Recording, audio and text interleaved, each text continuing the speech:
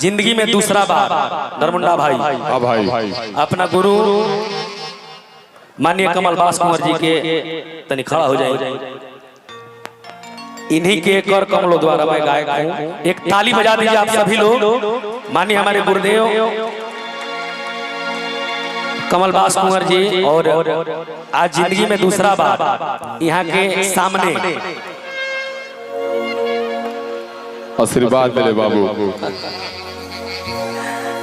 जिंदगी में दूसरा बार यहाँ के सामने हम गावे खातिर चढ़ल बनी। एक होली मिलन समारोह में आज माता जी के पुण्यतिथि के समारोह में। चलिए ओकरा पहले हम गायक आलम राज घर बिलगंज जिला छपरा सारण बिहार भोजपुरी के मालिक बड़ बुजुर्ग यहाँ जितना लोग उपस्थित बा सबकरा लगे हम ना जा सकिले, लेकिन सबकरा के यहीं से गोड़ छू के गोड़ लगा एगो ताली बजा के आशीर्वाद दी अपना भाई के। वाह भैया हो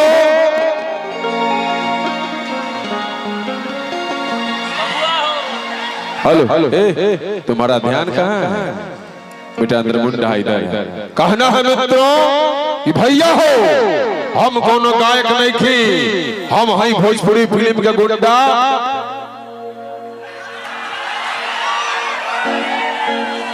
जितना ही तई दिखावे के बाद दूसरा माइक दे बाबू।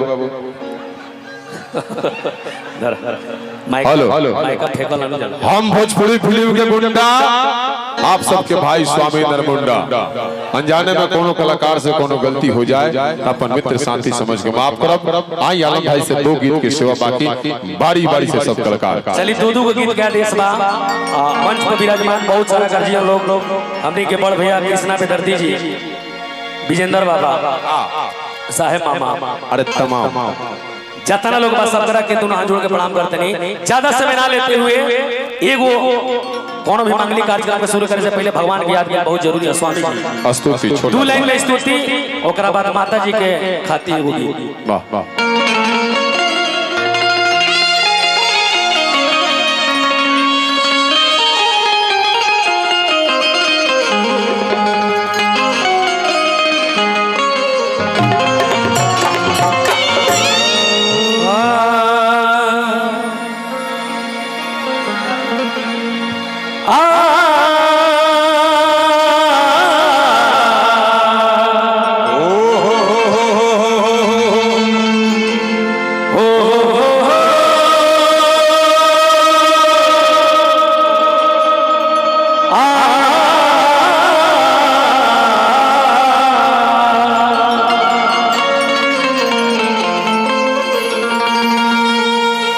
जय गणेश मंगल करण विघ्न हरो गणरा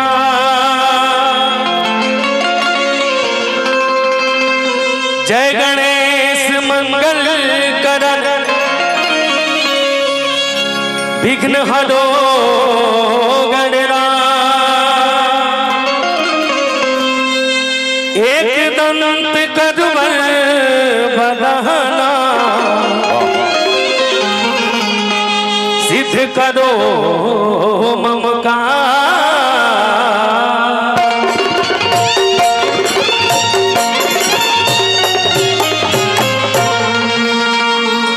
बोले प्रेम से गणपति गणेश भगवान की सच्चे दरबार की पवन पुत्र हनुमान की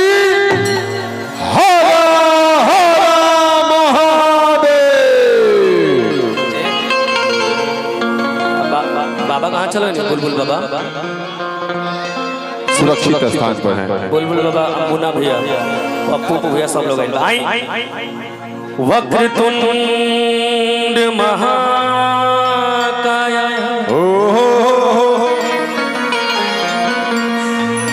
वक्रतुंड महाकाय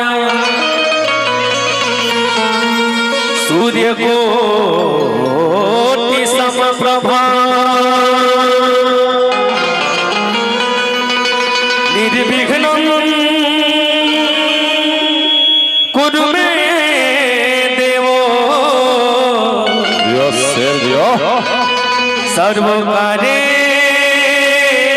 सर्वकार्येषु सर्वदा।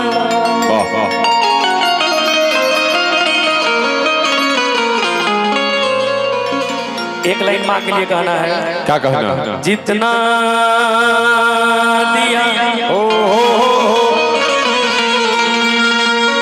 मेरी माँ ने मुझको,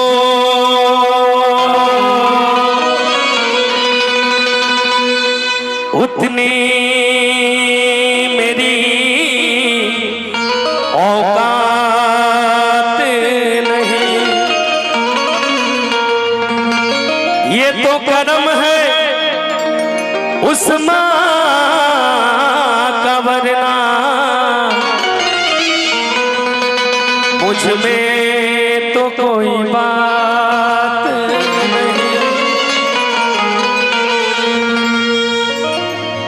इस माँ के लिए एक शब्द गाना है, 2 लाइन। क्या कहना है? क्या कहना है? उसके बाद हम लोग इनकी याद में गीत गाएंगे। कहना है दोस्तों कि माँ की दुआ कभी खाली नहीं जाती। देखिए माँ सबकी माँ है। माँ या अपनी माँ हो, धरती माँ हो, भारत माता हो, या जो भी हो, माँ सबकी माँ है। और एक माँ ही है जो सबका ख्याल करती है। भूख लगा होगा, भूख लगल होके 3 गो रोटी होके खाए ला 4 गो आदमी होके, तो सबसे पहले माई कहेले कि बेटा हमरा भूख नहीं लगल, तू लोग खाना खा ला। ये माँ है। कहना है दोस्तों कि माँ की दुआ कभी खाली नहीं जाती। नरमुंडा भाई, माँ की दुआ कभी खाली नहीं जाती, माँ की बद्दुआ कभी टाली नहीं जाती। एक माँ है जो बर्तन मांज के पाल लेती है अपने 4-4 बेटों को, लेकिन कभी कभी उन 4 बेटों से एक माँ पाली नहीं जाती। उस माँ के लिए एक जोरदार ताली आप लोग बजा दीजिए सभी लोग। कहना है मित्रों कि मैं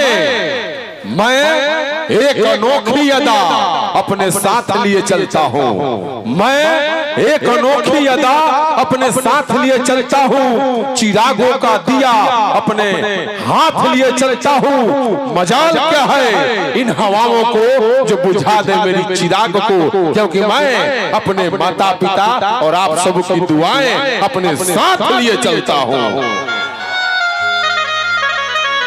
चलिए ये वो सच्चाई बा कि दुनिया में जी आवेला ओकरा जाए के बा। जौन चीज सजीव बा ओकरा एक न एक दिन अंत निश्चित बा। आज हमनी के माता जी के 6ठा पुण्यतिथि मनावत है सब। इहे वो सत्य बा कि जी आइल बा उ जाई। कभी कल्पना करते रहे मुंडा भाई।